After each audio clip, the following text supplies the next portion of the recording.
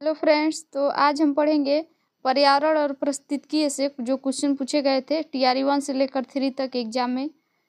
GS के जितने भी PY की क्वेश्चन है तो हम लोग पढ़ेंगे। इसके पहले वाले लेक्चर में हमने 37 तक क्वेश्चन डिस्कस कर लिए थे जो पर्यावरण और पारिस्थितिकी से पूछा गया है। 38 नंबर क्वेश्चन देखिएगा। वह जानवर जो मुख्यतः मांस खाता है निम्नलिखित में से क्या कहलाता है? तो उसको कहते हैं कार्निवोरस। और जो मतलब शाकाहारी होते हैं उनको हर्बीवोरस कहते हैं।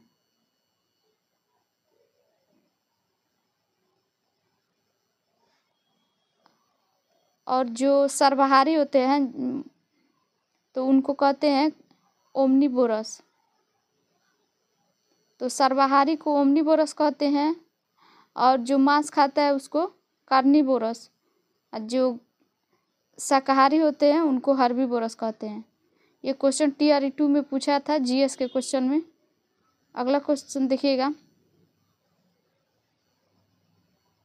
निम्नलिखित में से कौन समुद्री जैव विविधता के दृष्टिकोण से दुनिया का सबसे समृद्ध क्षेत्र है, जिसमें ज्वारनदमुख समुद्र तट, निकट तटीय पर्यावरण के जंगल, घास और परवाल भित्तियां नामक दलदल और मैंग्रोव के साथ 21 द्वीप शामिल हैं? तो इसका ऑप्शन देखिएगा। मन्नार की खाड़ी बायोस्फीयर रिजर्व। ऑप्शन बी दिया है Nanda Devi biosphere reserve. Option C दिया है Sundarban biosphere reserve. Option D दिया है नीलगिरी बायोस्फीयर रिजर्व। तो इसका आंसर होगा ऑप्शन ए मन्नार की खाड़ी बायोस्फीयर रिजर्व। इसका एक्सप्लेनेशन देखिएगा। मन्नार की खाड़ी बायोस्फीयर रिजर्व समुद्री जैव विविधता के दृष्टिकोण से दुनिया का सबसे समृद्ध क्षेत्र है। इस जीवमंडल का क्षेत्र श्रीलंका से आगे भारत के दक्षिणी पूर्वी तट पर 10,50,000 हेक्टेयर के क्षेत्र में फैला हुआ है। जीवमंडल आरक्षित क्षेत्रों में 21 द्वीपों के साथ नंदमुख समुद्री शैवाल युक्त समुदाय, समुद्री घटक, समुद्री घास, परवाल भित्तियां, खारे दलदल और मैंग्रोव वन शामिल है। खाड़ी के 3600 पौधे और जानवरों की प्रजातियां में विश्व स्तर पर लुप्त प्राय समुद्री गाय, जिसको डुनान कहते हैं, और 6 मैंग्रोव प्रजातियां प्रायद्वीप भारत में स्थानिक है। अगला क्वेश्चन देखिएगा। गैंगेटिक डॉल्फिन के संबंध में निम्नलिखित में से कौन सा कथन सही है? तो ऑप्शन ए दिया गंगा नदी की डॉल्फिन को IUCN की रेड लिस्ट के तहत लुप्त प्राय जीव के रूप में वर्गीकृत किया गया है। ऑप्शन बी दिया है इसमें कोई क्रिस्टलीय नेत्र लेंस नहीं है जो इस प्रभावी रूप से अंधा बना देती है। अगला लाइन दिया है यह इकोलेशन का उपयोग कर आगे बढ़ती है और शिकार करती है। इसमें भारत और राष्ट्रीय जल जीव के रूप में मान्यता दी गई है। तो इसका आंसर क्या होगा? इसका आंसर होगा उपयुक्त में से एक से अधिक। अगला क्वेश्चन देखिएगा। इसमें एक्सप्लेनेशन दिया है। गंगा डॉल्फिन को IUCN की रेड लिस्ट में लुप्त प्राय की श्रेणी में रखा गया। इसके साथ ही भारतीय वन्य जीव संरक्षण अधिनियम 1972 की अनुसूची के तहत गंगा डॉल्फिन को शिकार करना प्रतिबंधित है। यह दृष्टिहीन होती है। शिकार करने के लिए इनके द्वारा इल्कोलेशन अर्थात श्रव्य ध्वनियों का उपयोग किया जाता है। उल्लेखनीय है कि गंगा डॉल्फिन को वर्ष 2009 ईस्वी में भारत सरकार राष्ट्रीय जल जीव के रूप में मान्यता दिया है।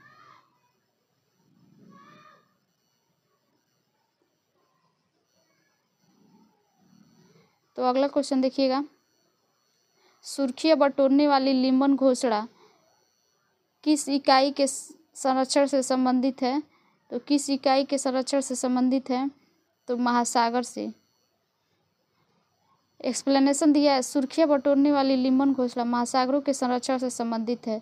संयुक्त राष्ट्र महासागर सम्मेलन 2022 लिम्बन घोंसड़ा हमारा महासागर हमारा भविष्य हमारी जिम्मेदारी को सर्वसम्मति से अपनाने के साथ संपन्न हुआ है। 150 से अधिक देश समुद्री आपातकाल से निपटने के लिए विज्ञान आधारित नवीन कार्यों को आगे बढ़ाने पर सहमत हुए हैं। अगला क्वेश्चन देखिएगा। 10 कैप्टिव नस्ल एशियाई विशालकाय कछुए मनोरिया एमिस मुख्य भूमि एशिया में सबसे बड़ी कछुआ प्रजातियों में से एक है। हाल में ही भारत के किस राष्ट्रीय उद्यान में छोड़े गए थे? ऑप्शन ए है नातांगी राष्ट्रीय उद्यान, ऑप्शन बी है पेरियार राष्ट्रीय उद्यान, ऑप्शन सी है पेंच राष्ट्रीय उद्यान, ऑप्शन बी है कंचनजंगा राष्ट्रीय उद्यान। इसका आंसर होगा ऑप्शन ए नातांगी राष्ट्रीय उद्यान। इसका एक्सप्लेनेशन देखिएगा। 10 कैप्टिव नस्ल एशियाई विशालकाय कछुए मोनोरिस एमिस मुख्य भूमि एशिया में सबसे बड़ी कछुआ प्रजातियों में से एक है। भारत के नातांगी राष्ट्रीय उद्यान में छोड़े गए हैं। नातांगी राष्ट्रीय उद्यान उत्तर पूर्व भारत के नागालैंड राज्य का एकमात्र राष्ट्रीय उद्यान है। स्थानीय क्षेत्रों में आम लोग इसे ईटंकी कहते हैं। 1975 में नागालैंड राज्य सरकार द्वारा नातांगी रिजर्व फॉरेस्ट को वन्य जीव अभयारण्य का दर्जा दिया गया, अतः वर्ष 1993 में इसे राष्ट्रीय उद्यान का दर्जा दिया गया। अगला क्वेश्चन देखिएगा।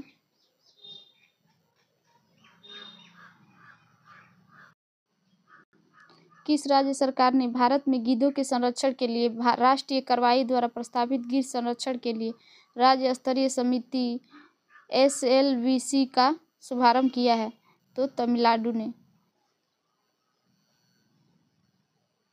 तमिलनाडु राज्य सरकार ने भारत में गिद्धों के संरक्षण के लिए राष्ट्रीय कार्रवाई द्वारा प्रस्तावित गिद्ध संरक्षण के लिए राज्य स्तरीय LBC का शुभारंभ किया है। तमिलनाडु राज्य सफ़ेद पीठ वाली गिद्धों, लंबी चोंच वाले गिद्धों और लाल सिर वाले गिद्धों की मेजबानी करता है, जिन्हें IUCN द्वारा गंभीर रूप से संकटग्रस्त के रूप में सूचीबद्ध किया गया है। अगला क्वेश्चन देखिएगा।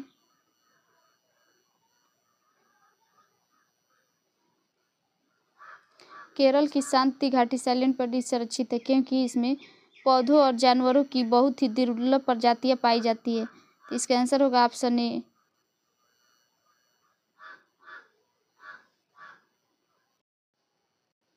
केरल की शांति घाटी साइलेंट वैली में पौधों और जानवरों की बहुत ही दुर्लभ प्रजातियां पाई जाती है। यहाँ स्तनधारियों की 41 प्रजातियां, पक्षियों की 175 प्रजातियां, तितलियों की 164, सरीसृप की 49, उभयचर की 47, पतंगों की 400 से अधिक प्रजातियां पाई जाती हैं। इसलिए ज्ञात है कि यहाँ पर शेर की पूंछ वाला मकाऊ बंदर भी पाया जाता है, जो यहाँ की स्थानीय प्रजाति है। इलारुस, कुरुम्बा, मुदुगास और कैटुनेकर यहाँ के प्रमुख जनजातीय समूह हैं। वर्ष 1914 में साइलेंट वैली के जंगलों को आरक्षित क्षेत्र और 1984 ईस्वी में राष्ट्रीय उद्यान घोषित किया गया। अगला क्वेश्चन देखिएगा।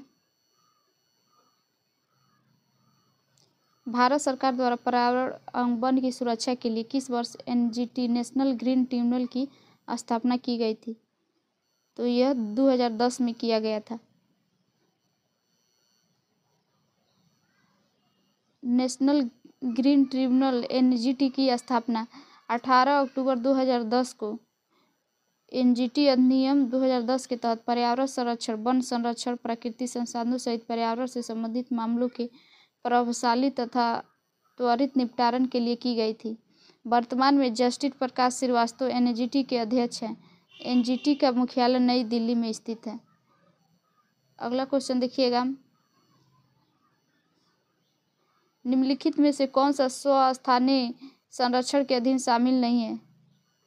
तो वनस्पति उद्यान ऑप्शन ए है, ऑप्शन बी राष्ट्रीय उद्यान, ऑप्शन सी वन्य जीव अभयारण्य, ऑप्शन डी उपयुक्त में से एक से अधिक। इसका आंसर होगा ऑप्शन ए वनस्पति उद्यान शामिल नहीं है।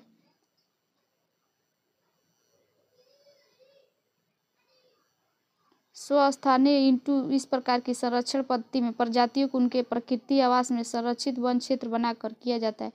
इसके अंतर्गत राष्ट्रीय उद्यान, अभयारण्य, बायोस्फीयर रिजर्व आदि आते हैं, जबकि प्रस्थानीय या ex situ प्रकार के संरक्षण पद्धतियों में प्रजातियों को उनके प्राकृतिक आवास से बाहर निकालकर एक विशेष क्षेत्र या स्थान में रखा जाता है, वहां उनकी रक्षा या देखभाल की जा सके। इसके अंतर्गत प्राणी उद्यान, वनस्पति उद्यान, वन्य जीव सफारी पार्क, जीन बैंक, बीज बैंक आदि हैं।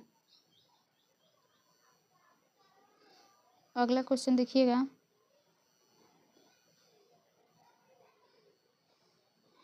रामसर सम्मेलन किसके संरक्षण से जुड़ा है? तो रामसर सम्मेलन ऑप्शन ए शुष्क भूमि, ऑप्शन बी आर्द्र भूमि, ऑप्शन सी है वन। इसका आंसर होगा ऑप्शन बी आर्द्र भूमि। इसका एक्सप्लेनेशन देखिएगा। रामसर सम्मेलन आर्द्र भूमि के संरक्षण से संबंधित है। यह संधि 2 फरवरी 1971 को ईरान शहर के रामसर में हुई थी। इसे रामसर संधि के नाम से जाना जाता है। भारत ने इस संधि पर 1 फरवरी 1982 को हस्ताक्षर किया था। 43 नंबर क्वेश्चन है, निम्नलिखित में से कौन सी शुष्क प्रारंभिक अनुकरण में अग्रामी प्रजाति के रूप में कार्य करती है? Option A lichen, option B मनुष्य, ऑप्शन सी जड़ी बूटी, ऑप्शन डी उपयुक्त में से एक। इसका आंसर होगा ऑप्शन ए लाइकेन। इसका एक्सप्लेनेशन देखिएगा। शुष्क प्रारंभिक अनुकरण में अग्रामी प्रजाति के रूप में लाइकेन प्रजाति का कार्य करती है। लाइकेन वायु प्रदूषण के प्रति संवेदनशील होते हैं। शुष्क प्रारंभिक अनुक्रमण शुष्क भूमि में शुरू होते हैं और समशुष्क स्थिति प्राप्त होने तक जारी रहता है। दोनों अवस्थाओं में समशुष्क अवस्था समान है और न तो यह बहुत शुष्क होता है और न ही बहुत आर्द्र होता है। यहाँ का समुदाय पर्यावरण के साथ निकट समावस्था में होता है। अगला क्वेश्चन देखिएगा। भारत में मीथेन का मुख्य स्रोत है। तो भारत में मीथेन का मुख्य स्रोत क्या है? तो धान का खेत है। ऑप्शन सी हो जाएगा। इसका एक्सप्लेनेशन देखिएगा। धान का खेत मीथेन का मुख्य स्रोत है। इसके अतिरिक्त मीथेन तेल, कोयला, गैस के निष्कासन प्रसंस्करण की प्रक्रिया के दौरान जीवाश्म ईंधन के दोहन के माध्यम से निकलता है। अगला क्वेश्चन है, सल्फर डाइऑक्साइड प्रदूषण सूचित करता है। तो SO2 क्या प्रदूषित करता है? ऑप्शन ए आर्किड द्वारा, मैंग्रोव द्वारा, सी लाइकेन द्वारा। तो इसका आंसर होगा ऑप्शन सी लाइकेन द्वारा। सल्फर डाइऑक्साइड उत्सर्जन वायु प्रदूषण का एक महत्वपूर्ण कारक है। वायुमंडल में इसकी सांद्रता अधिक होने पर यह सल्फर के ऑक्साइड का निर्माण करता है। लाइकेन वायु प्रदूषण के अच्छे सूचक हैं। लाइकेन सल्फर डाइऑक्साइड के प्रति संवेदनशील होते हैं। वे सल्फर डाइऑक्साइड के अधिक सांद्रता में मर जाते हैं, इसलिए वे उन क्षेत्रों में नहीं पाए जाते जहां सल्फर डाइऑक्साइड की सांद्रता अधिक होती है। अगला क्वेश्चन देखिएगा। सलीम पक्षी अभयारण्य स्थित है। Option A Uttar Pradesh, option B Madhya Pradesh, option C Paschim Bangal, option D उपयुक्त में से एक से अधिक, ऑप्शन ई उपयुक्त में से कोई नहीं। इसका आंसर होगा सलीम पक्षी अभयारण्य गोवा में पाया जाता है, इसलिए इसका आंसर होगा उपयुक्त में से कोई नहीं। इसका एक्सप्लेनेशन देखिएगा। सलीम पक्षी अभयारण्य गोवा राज्य में स्थित है। यहाँ पर दुर्लभ प्रजाति के पक्षी पाए जाते हैं। इस अभयारण्य का नाम भारतीय पक्षी विज्ञान सलीम अली के नाम पर रखा गया है। अगला क्वेश्चन देखिएगा। IUCN मुख्यालय कहाँ स्थित है? तो यह स्विट्जरलैंड में स्थित है। इसका एक्सप्लेनेशन देखिएगा। IUCN अंतर्राष्ट्रीय प्रकृति संरक्षण संघ दुनिया का प्राकृतिक स्थिति को संरक्षित करने के लिए एक वैश्विक प्राधिकरण है, जिसकी स्थापना 1948 ईस्वी में की गई थी। इसका मुख्यालय स्विट्जरलैंड के ग्लैड में स्थित है। इसके द्वारा पौधों और जानवरों के संरक्षण के संबंध में रेड लिस्ट जारी किया जाता है। अगला क्वेश्चन देखिएगा। एक पोषी स्तर से दूसरे पोषी स्तर में कितनी ऊर्जा अवशोषित होती है? तो 10%। इसका आंसर होगा 10%। इसका एक्सप्लेनेशन देखिएगा। एक पोषी स्तर से दूसरे पोषी स्तर में 10% ऊर्जा अगले स्तर पर स्थानांतरित हो जाती है, शेष ऊष्मा के रूप में नष्ट हो जाती है। इसे 10% का नियम कहते हैं, जिसे रेमंड लीडमैन ने दिया था।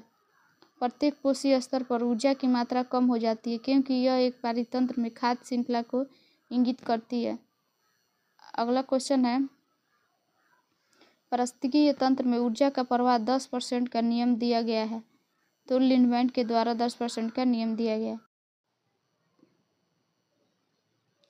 श्वसन मूल किसमें पाए जाते हैं? ऑप्शन ए है जलोदुभिद, ऑप्शन बी है मरुदुभिद, ऑप्शन सी है लौणोभिद, ऑप्शन डी उपयुक्त में से एक से अधिक। इसका आंसर होगा ऑप्शन डी। ऑप्शन ए और सी इसका आंसर हो जाएगा, तो इसलिए उपयुक्त में से एक से अधिक होगा। एक्सप्लेनेशन देखिएगा। श्वसन मूल जलोदुभी और लौणोदुभी दोनों पादपों में पाए जाते हैं, यानी कि जल और लौण मतलब जहाँ क्षार ही मतलब पाया जाता है, वहाँ पे ये पौधे उन स्थानों पर पाए जाते हैं जहाँ की ज़मीन में ऑक्सीजन की मात्रा बहुत कम या न के बराबर होती है। ये पौधे जड़ों के कुछ भाग जमीन से बाहर आते हैं, ये श्वसन में मदद करते हैं, उन्हीं को श्वसन मूल कहा जाता है। अगला क्वेश्चन देखिएगा। निम्नलिखित में से कौन सा द्वितीय प्रदूषक है? ऑप्शन ए पैन, SO2, ओजोन, उपयुक्त में से एक से अधिक, ऑप्शन ई उपयुक्त में से कोई नहीं। इसका आंसर होगा ऑप्शन डी, उपयुक्त में से एक से अधिक। इसका एक्सप्लेनेशन देखिएगा।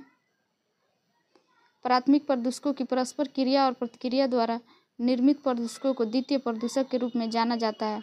ओजोन, पैन, सल्फर डाइऑक्साइड द्वितीय प्रदूषक है, जबकि प्राथमिक प्रदूषक वे हैं जो प्रत्यक्ष तौर पर वायु प्रदूषण के कारण बनते हैं, जैसे कार्बन मोनोऑक्साइड, नाइट्रोजन के ऑक्साइड, सल्फर डाइऑक्साइड, कणिक तत्व। अगला क्वेश्चन देखिएगा। पारिस्थितिकी तंत्र में वायु के आकार का ऊर्जा प्रवाह मॉडल किसके द्वारा दिया गया था? Option A Odum, option B Lindeman, option C है क्लीमेंट्स। इसका आंसर होगा ऑप्शन ए ओडम। पारिस्थितिकी तंत्र में वायु का आकार ऊर्जा प्रवाह मॉडल ओडम के द्वारा दिया गया था। लिंडमैन ने ऊर्जा के प्रवाह का 10% नियम दिया था। अगला क्वेश्चन देखिएगा। निम्नलिखित आंदोलनों में से किसका भारतवर्ष के अंतर्गत बहुउद्देशीय परियोजनाओं के विरुद्ध शुभारंभ किया गया था? ऑप्शन ए नर्मदा बचाओ आंदोलन, ऑप्शन बी है टिहरी वाद आंदोलन, ऑप्शन सी चिपको आंदोलन। इसका आंसर होगा ऑप्शन डी, उपयुक्त में से एक से अधिक। इसका एक्सप्लेनेशन देखिएगा। नर्मदा बचाओ आंदोलन, टिहरी वाद आंदोलन और चिपको आंदोलन भारतवर्ष के अंतर्गत बहुउद्देशीय परियोजनाओं के विरुद्ध प्रारंभ किए गए थे। गुजरात में सरदार सरोवर बांध नर्मदा नदी पर सबसे बड़े बांधों में से एक है। नर्मदा बचाओ आंदोलन की शुरुआत 1985 ईस्वी में मेघा पाटेकर और बाबा आमटे ने की थी। अगला क्वेश्चन देखिएगा। मेथोमोग्लोबिनिया निम्नलिखित में से किससे दूषित पानी पीने के कारण होता है? तो मेथोमोग्लोबिनिया किसके कारण होता है? तो नाइट्रेट के कारण होता है। इसका आंसर हो जाएगा ऑप्शन ए। एक्सप्लेनेशन इसका देखिएगा।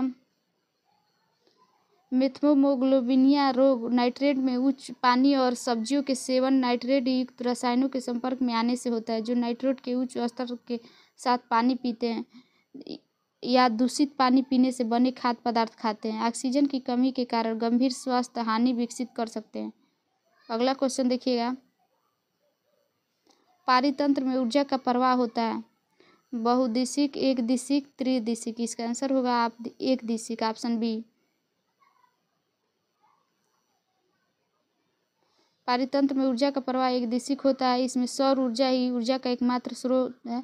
प्रकाश संश्लेषण का द्वारा पादप सूर्य की विकिरण ऊर्जा का प्रयोग करके अकार्बनिक पदार्थों से खाद्य का निर्माण करते हैं। अगला क्वेश्चन देखिएगा।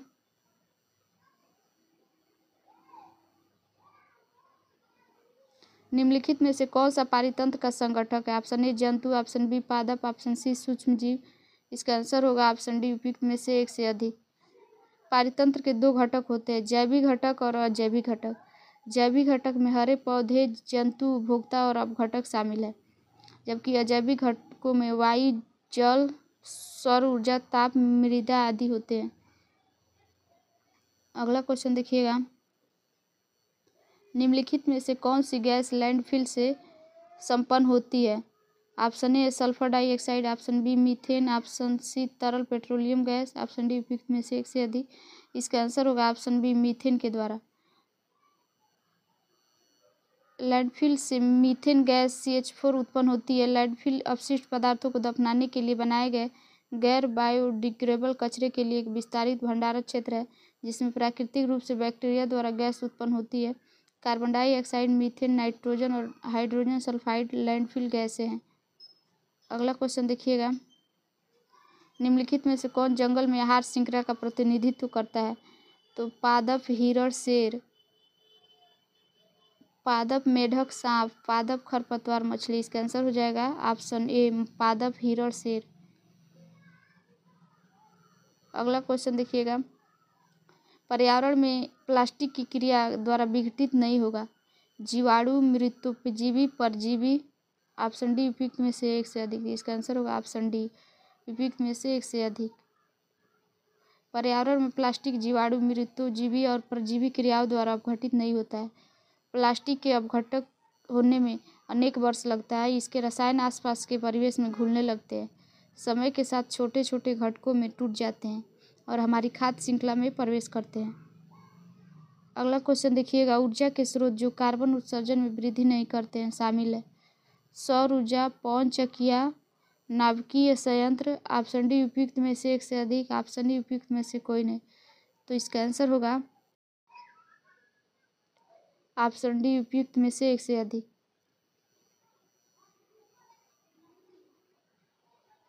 अक्षय ऊर्जा के स्रोत कार्बनिक उत्सर्जन नहीं करते। अक्षय ऊर्जा को प्राकृतिक रूप से नवीकरणीय साधन के रूप में वर्गीकृत किया गया। इसमें सौर ऊर्जा, पवन ऊर्जा, भूतापीय बायोगैस, जैव अपशिष्ट और जल विद्युत शामिल है। अगला क्वेश्चन देखिएगा, आहार श्रृंखला में शाखावांतित श्रृंखला को कहा जाता है। आहार तंत्र, आहार स्तर, आहार जाल। ऑप्शन डी उपयुक्त में से एक से अधिक। इसका आंसर होगा ऑप्शन सी, आहार जाल। विभिन्न आहार श्रृंखलाओं की लंबाई और जटिलता में बहुत अंतर होता है। सामान्यतः प्रत्येक जीव दो या दो से अधिक प्रकार के जीवों द्वारा खाया जाता है, जो स्वयं अनेक के प्रकार के आहार खाते हैं। अतः एक सीधी आहार श्रृंखला के बजाय जीवों के मध्य आहार संबंध शाखावांत करते हैं, शाखावांत श्रृंखलाओं का जाल बनाते हैं, जिसे आहार जाल कहते हैं।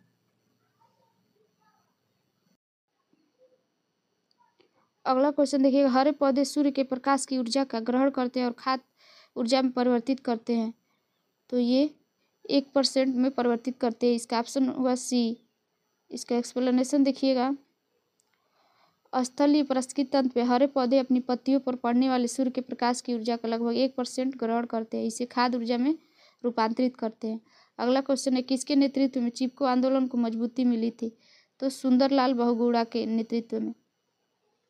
इसका एक्सप्लेनेशन देखिएगा, चिपको आंदोलन पर्यावरण वन संरक्षण से संबंधित आंदोलन है। इस आंदोलन की शुरुआत 1973 ईस्वी में गौरव देवी ने किया था, लेकिन आगे इसे सुंदरलाल बहुगुणा ने मजबूती प्रदान की थी। चंडी प्रसाद भट्ट, गोविंद सिंह रावत आदि व्यक्ति भी इससे जुड़े थे। तो इसकी शुरुआत 1973 में हुई थी।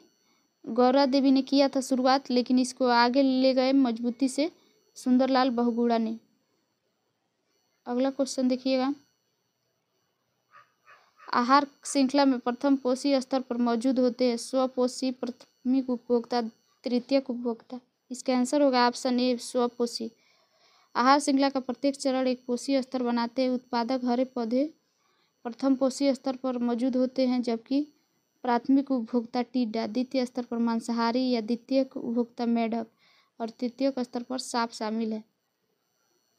अगला क्वेश्चन देखिएगा, निम्नलिखित में से कौन सा जीव क्लोरोफिल की उपस्थिति में सूर्य के प्रकाश का उपयोग कर अकार्बनिक पदार्थों को कार्बनिक यौगिकों में परिवर्तित करते हैं? तो इसका ऑप्शन दिया है स्वपोषी, कुछ जीवाणु, जंतु, उपयुक्त में से एक से अधिक। इसका आंसर होगा उपयुक्त में से एक से अधिक। स्वपोषी जीव पौधे, शैवाल और कुछ जीवाणु क्लोरोफिल की उपस्थिति में सूर्य के प्रकाश का उपयोग कर अकार्बनिक पदार्थों को कार्बनिक यौगिक जैसे शर्करा में परिवर्तित करते हैं। ये जीव सौर ऊर्जा को रासायनिक ऊर्जा में परिवर्तित करके जीवमंडल में कुछ महत्वपूर्ण भूमिका निभाते हैं, जिसका उपयोग खाद्य श्रृंखला में अन्य जीवों द्वारा किया जाता है। अगला क्वेश्चन देखिएगा, साबुन एवं डिटर्जेंट स्रोत है कार्बनिक प्रदूषण के जैसे। Option A glycerol, option B polyphosphate, option C दिया है सल्फोनेट हाइड्रोकार्बन, ऑप्शन डी उपयुक्त में से एक से अधिक। इसका आंसर होगा ऑप्शन डी। इसका एक्सप्लेनेशन है, ग्लिसरॉल, पॉलीफॉस्फेट और सल्फोनेट हाइड्रोकार्बन ये सभी साबुन और डिटर्जेंट में प्रदूषक होते हैं। गौर मतलब साबुन बनाने के लिए आवश्यक वसा और तेल पौधों और जानवरों से निकाले जाते हैं। इसे ट्राइग्लिसराइड बनाने के लिए वसा के प्रति अणु में 3 फैटी एसिड अणु मिलाए जाते हैं। इस प्रकार संदर्भित प्रश्न में एक से अधिक प्रश्न सत्य है। अगला क्वेश्चन देखिएगा,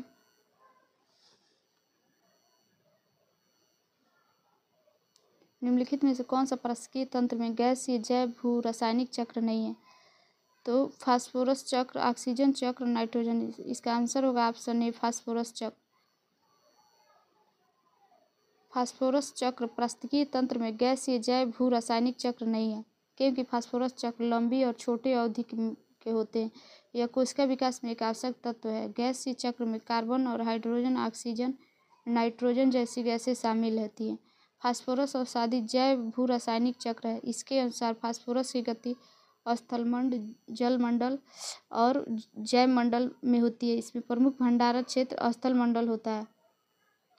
तो हमने आज ये पारिस्थितिकी और पर्यावरण से जितने भी क्वेश्चन पूछे गए थे कंप्लीट कर लिए, और आगे के लेक्चर में हम लोग भारतीय संविधान और राज्य व्यवस्था पॉलिटी से जितने भी क्वेश्चन पूछे गए हैं तो पढ़ेंगे।